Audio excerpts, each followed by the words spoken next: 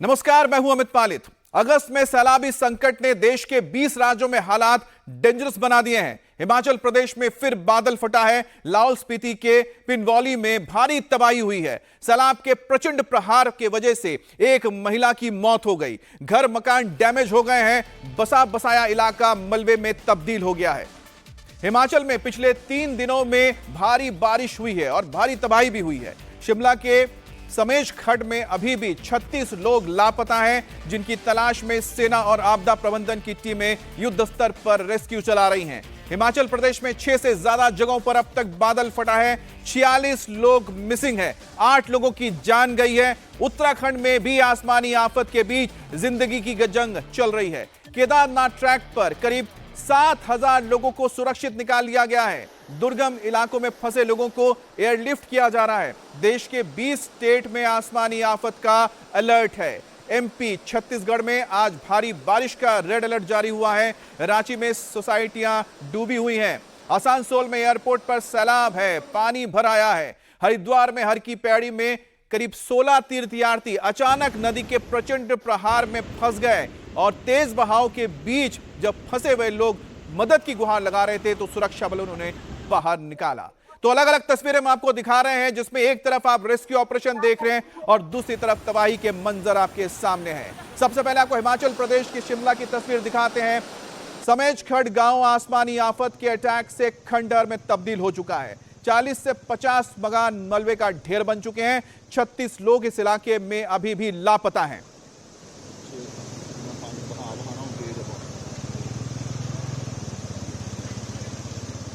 सेना की मदद से युद्ध स्तर पर रेस्क्यू चलाया जा रहा है। टेम्पररी ब्रिज के जरिए लोगों को निकालने की जंग जारी है।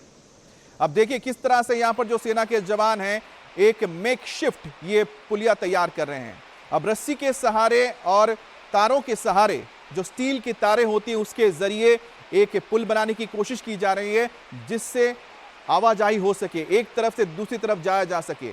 और बनाना भी कितना मुश्किल है आप खुद देख सकते हैं। पानी का बहाव इतना तेज है कि जरा सी भी लापरवाही हुई तो अपने वेग के साथ ये किसी को भी बहा कर लेके जा सकता है। इतना तेज बहाव है कि बड़े बड़े बोल्डर्स इसी पानी के सहारे चट्टानों से टूटकर कई सौ किलोमीटर दूर आकर पहुंचे हैं। तो आप समझिए कि कितना बहाव तेज होगा, कितना करंट होगा इस पानी में। और वैसे में इस तरह के पुल को तैयार करना, सेना के जवानों की हौसला अफजाई करनी चाहिए, उनकी तारीफ करनी चाहिए कि जान जोखिम में डालकर लोगों की मदद कर रहे हैं। देखिए एक और तस्वीर आपको दिखा रहे हैं। लोग अभी लापता हैं और लोगों के लापता होने की वजह से यहां पर इस वक्त सर्च एंड रेस्क्यू ऑपरेशन चल रहा है।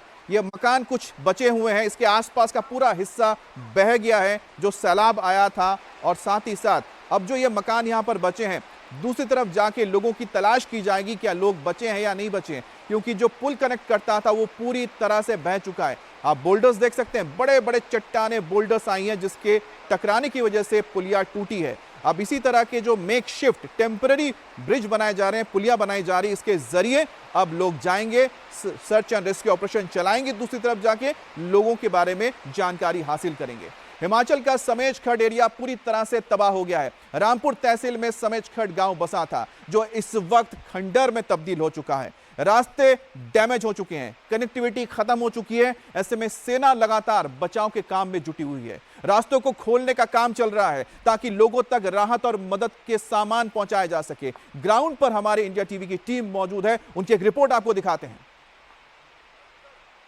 भले ही मौसम साफ है, लेकिन बावजूद इसके यहाँ पर जो बचाव कर्मी थे, एनडीआरएफ वाले, चाहे वो आर्मी वाले हों, उनको काम करने में दिक्कत हो रही है।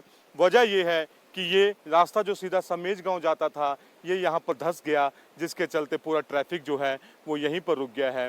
तमाम जो आर्मी के जवान हैं, उसके अलावा एनडीआरएफ के जवान हैं या पीडब्ल्यूडी के अधिकारी हैं, रास्ता ठीक करने पे लगे हैं। और ये साथ में आपको मैं ये नदी दिखाता हूँ, ये वही खड्ड है समेज खड्ड, जहाँ पर बादल फटने की वजह से तबाही जो हुई थी। 3 किलोमीटर आगे भी उस तबाही के निशान जो हैं वो यहाँ पे देखे जा सकते हैं। ये आप तस्वीर देख रहे हैं समेज खड्ड की, जहाँ से भारी बादल फटने के बाद काफ़ी ज़्यादा मलबा जो था वो बाहर आया, बहकर यहाँ पर पहुँचा। और ये आप देख सकते हैं कि पहाड़ों को काटते हुए किस तरह से ये जो पूरा पीछे पहाड़ जब वहाँ पे बादल फटा और पहाड़ों को काटते हुए पानी अपने साथ जो है ना जाने कितने मकान और दुकान और आदमियों को अपने साथ बहाता हुआ लेकर गया है। ये यहाँ से तकरीबन यहीं इस जिस जगह पर हम खड़े हैं यहाँ से 3 किलोमीटर आगे जो है वो वही इलाका है। और ठीक मेरे पीछे आप देख सकते हैं यहाँ पर एम्बुलेंस की गाड़ियाँ खड़ी हैं, एनडीआरएफ की गाड़ियाँ खड़ी हैं, पुलिस अधिकारी यहाँ पर हैं, आपको सामने एम्बुलेंस भी नज़र आएगी। और ये सब लोग जो हैं रास्ता ठीक होने का इंतज़ार कर रहे हैं, क्योंकि रास्ता बंद होने के चलते जो है काफ़ी ज़्यादा मुश्किलात का सामना जो है वो बचाव कर्मियों को यहाँ पर करना पड़ रहा है। और हिमाचल के कुल्लू में एक बार फिर से बादल फटने से सैलाबी मंजर देखने को मिला। कुल्लू के बादल फटने के बाद तो तस्वीरें सामने आ रही हैं, वो भी डराने वाली है। श्रीखंड महादेव ट्रैक पर सैलाब का बवंडर देखने को मिला है। श्रीखंड महादेव यात्रा इस ट्रैक पर चल रही है। वीडियो यहां आए सैलानियों ने बनाया है और ये बता रहे हैं कि किस तरह से वहां पर बादल फटने के बाद तेजी से पानी नीचे आ रहा है। अब देखिए, जिस जगह पर आपको धार नजर आ रही है पानी की, उसे दिखाया जा रहा है। ऊपर बादल फटा है, बादल फटने के बाद अचानक ही बहुत ज्यादा पानी इन पहाड़ियों से नीचे की ओर आ रहा है और नीचे जो नाला बहता हुआ दिख रहा है उसमें अचानक ही वाटर लेवल बढ़ जाता है। वाटर लेवल बढ़ जाने के बाद तेजी से पानी नीचे वैली की ओर जाता है और जैसे जैसे वैली की ओर जाएगा वैसे वैसे ये इस पानी का जलस्तर बढ़ेगा और आसपास के जो रिहायशी इलाके हैं उसको वो तबाह करता हुआ चले जाएगा। एक बार फिर से हम आपको जरा करीब से दिखाते हैं, समझाते हैं कि आखिरकार इस वीडियो में क्या बताने की कोशिश की जा रही है, क्यों जो समझ खड है वहां पर इतनी बड़ी तबाही हुई है। ये देखिए किस तरह से श्रीखंड महादेव के इलाके का ये ट्रैक है और यहां पर आप देख सकते हैं कि आपको धार नजर आ रही है। ऊपर जो पहाड़ी है, इसी पहाड़ी के ऊपर बादल फटा, उसके बाद जो पानी आप देख सकते हैं नीचे आया। जब पानी नीचे आ, अभी भी बहुत तेज बहाव है, अब जब पानी नीचे देखिए आ रहा है तो यहां पर आप देखिए किस तरह से मटमैला पूरा नजर आएगा और यहां से जमीन के जो काटी गई है, जमीन की कटान हुई है, फिर यहां से ये जो पूरा पानी है धीरे धीरे आगे बढ़ता हो गया। इस नाले में उफान आया और पूरी तरह से जब आगे पहुंचा इसने रिहायशी इलाकों को तबाह कर दिया। अब हिमाचल प्रदेश के ही कुल्लू में बादल फटने से भारी तबाही मची है। रास्ते बुरी तरह से डैमेज हो गए हैं और साथ ही साथ सड़कों पर मलबे का ढेर लगा हुआ है और पानी का बहाव बहुत तेज है और कुल्लू में श्रीखंड महादेव के आसपास फंसे करीब 300 लोगों को सुरक्षित निकाला गया है। वहीं मलाना में करीब 25 पर्यटक स्थानीय लोग अभी उनकी देखभाल कर रहे हैं। लेकिन तस्वीर में देखिए, कुल्लू का यही वो नेशनल हाईवे है जो हाल ही में डैमेज हुआ था कुछ दिन पहले, आपको याद होगा पिछले साल। लेकिन एक बार फिर से इसके ऊपर ये सैलाबी सितम आया है और पूरी तरह से ये हाईवे एक बार फिर से तबाह हुआ है। और नदी का जो आप वेग देख रहे हैं, नदी का वेग, उसके साथ जो बड़े बड़े पत्थर और बोल्डर आते हैं वही किनारे से पूरा कटान करते हुए जाते हैं, जिसके चलते कुल्लू नेशनल मनाली हाईवे पूरी तरह से गायब हो गया था। पूरा जो सेक्शन आपको नजर आ रहा है पूरा ये गायब है। करीब करीब 500 से 600 मीटर का सबसे ज्यादा डैमेज हुआ एरिया और आप कुल मिलाकर देख लें तो करीब करीब 500-600 मीटर का कुल्लू मनाली नेशनल हाईवे पूरी तरह से तबाह हुआ है। और देखिए पानी का वेग आप देख रहे हैं ना, तेज पानी का जो करंट है अपने साथ जो पत्थर और मलबा लेकर आता है, उसने किनारे से कटान करना शुरू किया। अब धीरे धीरे सड़क के नीचे की जो जमीन है वो कमजोर हुई, मिट्टी वहां से हटी और देखिए पूरा ये हाईवे वॉश आउट हो गया है। ये सेक्शन करीब करीब देखने में जितना समझ में आ रहा है 500 से 600 मीटर का ये पूरा लग रहा है सेक्शन है जो पूरी तरह से डैमेज हुआ है। अब जब तक इसे बनाया नहीं जाएगा तब तक आप समझ सकते हैं कि कुल्लू मनाली का जो संपर्क है नेशनल हाईवे से कट जाना कितनी बड़ी बात है और इसका खामियाजा आम लोगों के साथ साथ जो तमाम हमारे जो सामरिक तौर पे जो हमारी सेना इस तरफ से जाती है उनके को भी भुगतना होगा। अब आपको हम दिखाते हैं सोनप्रयाग की तस्वीरें। देखिए सोनप्रयाग में किस तरह से लोगों को रेस्क्यू किया जा रहा है। अब कुछ ऐसे इलाके हैं जहां तक तो हेलीकॉप्टर नहीं पहुंच सकते हैं, वहां पर सब एक ही रास्ता ट्रैक करके आएंगे। अब ट्रेकिंग करके करते ये लोग आ रहे हैं, यानी पैदल चलते हुए आपको आना पड़ेगा। और जहां से आ रहे हैं यही वो हिस्सा था जहां पर की सड़क हुआ करती थी, रोड हुआ करता था, लेकिन वो पूरी तरह से गायब है क्योंकि ये पूरा का पूरा हिस्सा पहाड़ का नीचे आके गिरा। और अपने साथ आप देखिए कितने बड़े बड़े चट्टान के टुकड़े यहां पर नजर आ रहे हैं और इन्हीं चट्टानों के टुकड़ों को पार करते हुए लोग अपनी जिंदगी को बचाते हुए आगे घर की तरफ लौट रहे हैं। तो सोनप्रयाग की तस्वीर है जहां पर सड़क पूरी तरह से गायब हो गया लैंडस्लाइड के बाद। नीचे आप देखिए कि ये नदी है, नदी की पानी के कम होने की वजह से ही लोग इस वक्त यहां से गुजर पा रहे हैं, क्योंकि जिस वक्त ये हादसा हुआ था पानी का जो लेवल काफी हाई था। अब लोगों को बचाने के लिए यहां पर एसडीआरएफ के जवान मौजूद हैं, एनडीआरएफ के जवान मौजूद हैं, जो इनको बता रहे हैं कि उनको किस तरह से ट्रैकिंग करते हुए ट्रैकिंग रूट इनके लिए तैयार किया है कि ताकि वो आराम से पहुंच सके, क्योंकि यहां पर हेलीकॉप्टर के जरिए पहुंचना या फिर गाड़ी के जरिए पहुंचना बहुत मुश्किल है। इसलिए इन्हें जमीन के रास्ते ही वापस आना पड़ेगा, ट्रैकिंग करते हुए वापस आना पड़ेगा। अब तस्वीरों में आप देखिए कितना मुश्किल यहां से लोगों के लिए हो रहा है कि वो चट्टानों के बीच से गुजरते हुए आए। और देखिए बार बार जो लोग यहां पर हैं एक बार ऊपर की तरफ देखते हैं। क्यों देख रहे हैं? क्योंकि उनको अभी भी डर है कि कहीं ऊपर से पत्थर या फिर कोई चट्टान खिसक कर ना आए और फिर से उनको जान का खतरा पैदा हो जाए। मंदाकिनी नदी के किनारे यहाँ पर जहाँ लोगों के डेरा हुआ करते थे वहाँ पर अब बड़े बड़े पत्थर है। यहाँ से लैंडस्लाइड के बाद, सैलाब आने के बाद जो लोगों के डेरे थे वो सब पानी के साथ बहते हुए चले गए। अब यहाँ पर सिर्फ बड़े बड़े पत्थर पड़े हुए हैं और बताया ये जा रहा है कि यहाँ पर 2 लोग उस सैलाब में बह गए। हमारे साथ सरफराज है। क्या कौन था यहाँ पे? आप लोग कब से रह रहे थे यहाँ? 15-20 दिन से यहाँ थे। कौन लोग बह गए थे? क्या पूरी घटना आपने देखा उस दिन? जी, डेरे में बैठे हुए थे हम तीनों। पानी आया, पानी ने 1 मिनट नहीं ली आने में। बस उन्होंने पानी में बोला इनसे, मगा भाग लो, पानी आ गया। वे बाहर भागे, हम निकल के हम भागे तो मेरा हाथ तो अलग एंगल लग गई, पर उनका ये पता नहीं लगा पीछे पानी ने एकदम धकेला देते उन्हें, साथ ले गया पानी। कौन कौन लोग थे? इरशाद, शहजाद, दोनों आपके भाई हैं? भाई थे। उसके बाद से कहीं कुछ पता नहीं चला? नहीं पता लगा। पुलिस को भी कंप्लेंट किया? कर दिया था। पुलिस क्या कह रही है? पुलिस कह रही बाद में ढूंढेंगे, अभी पहले जो यात्री फंसे हुए उन्हें निकालने में लगे हुए। आप उस समय यहीं पर थे? मैं यहाँ ही था। कितनी देर में वहाँ से पूरा सैलाब नीचे आ गया? मिनट भी नहीं लगी पानी को तो आने में। हाँ। मौका नहीं लगा? मौका नहीं लगा, नहीं मौका नहीं लगा भागने का। इनके 2 भाई इसी सैलाब में बह गए हैं और उसके बाद से यहाँ की तस्वीर देख सकते हैं कि जहाँ पर लोगों के घर हुआ करते थे, डेरा लोगों ने बनाकर रह रहे थे यहाँ पर। उसके बाद से ये पानी का सैलाब इतना आया कि ये चारों तरफ अब इस वक्त पत्थर ही पत्थर दिखाई दे रहे हैं। हालांकि ऊपर फंसे हुए लोगों को रेस्क्यू करने का भी काम एक बार फिर आज तीसरे दिन शुरू कर दिया गया है, लेकिन ये इनके भाई जो दोनों यहाँ से पानी में बह गए हैं उनकी तलाश के लिए ये सभी लोग परेशान हैं।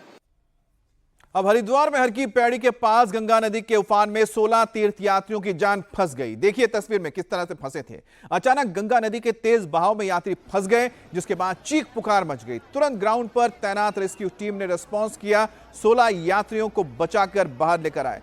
जल पुलिस की क्विक रिस्पांस टीम ने सभी 16 यात्रियों को बाहर निकाल लिया। अब हुआ यह क्या, देखिए कि पानी कम था, इसलिए लोग क्या है पहुंच गए बीच, जहां पर एक पिलर बना हुआ है। अब हर की पैड़ी के पास की घटना है, लेकिन अचानक ही जल स्तर बढ़ने से ये लोग वापस नहीं आ पाए। इसके बाद वहां पर मौजूद लोगों ने चीख पुकार शुरू की, दूसरे लोगों ने सुना। उसके बाद वहां पर मौजूद सुरक्षा कर्मियों को बताया गया। सुरक्षाकर्मी मौके पर पहुंचे अपने राफ्ट के साथ। इस राफ्ट में आप देखिए कि एक एक करके लोगों को उतारा गया और उन्हें सुरक्षित जगहों तक पहुंचा दिया गया। अब इनकी किस्मत अच्छी ये थी कि रिस्पांस टीम ने तुरंत एक्शन लिया। दूसरी बात यह है कि गनीमत ये रही कि पानी का जो जल स्तर है, जो वाटर लेवल है, और ज्यादा बढ़ा नहीं। अगर वाटर लेवल और बढ़ता और ये जिस पिलर पर ये लोग खड़े हैं यही अगर डूब जाता तो ऐसे में इनकी जान को बचाना मुश्किल हो जाता। अब आपको हम केदारनाथ ट्रैक पर फंसे लोगों के बारे में बताएंगे, जहां पर 7000 लोगों को बचाया जा चुका है और 700 से ज्यादा लोगों को एयरलिफ्ट किया जा चुका है। मैनुअल तरीके से लोगों को बाहर निकाला जा रहा है, मतलब कि जमीन के रास्ते से लोगों को लाया जा रहा है। 1500 सैलानी अभी भी फंसे हुए हैं, जबकि 150 से ज्यादा से अभी तक संपर्क नहीं हो पाया है। ये वही सैलानी हैं जो बीच ट्रैकिंग करके जा रहे थे, जिनके बारे में अब तक कोई जानकारी नहीं मिल पाई है। उत्तराखंड के बाद अब आपको झारखंड के हालात भी हम दिखाएंगे। झारखंड में भारी बारिश के बाद सोसाइटी में पानी भर गया है। रांची के सदर थाना क्षेत्र के निचले इलाकों में 35 लोगों को बचाया गया। यहां पर भी आप देखिए एनडीआरएफ की टीम राफ्ट लेकर। रांची में कई इलाकों में जल भराव के हालात हैं। आज पूरे झारखंड में भारी बारिश की संभावना जताई गई है। ऐसे में सीएम सोरेन ने सभी स्कूलों को बंद करने के आदेश दिए हैं। लोगों से अपील की है कि वो एहतियात बरतें। अब आपको झारखंड के पड़ोसी राज्य बंगाल ले चलते, जहां आसनसोल में तेज बारिश की वजह से लोगों के घरों में पानी घुस गया और रिहायशी पानी इलाकों के साथ साथ आप देखिए ये एयरपोर्ट है।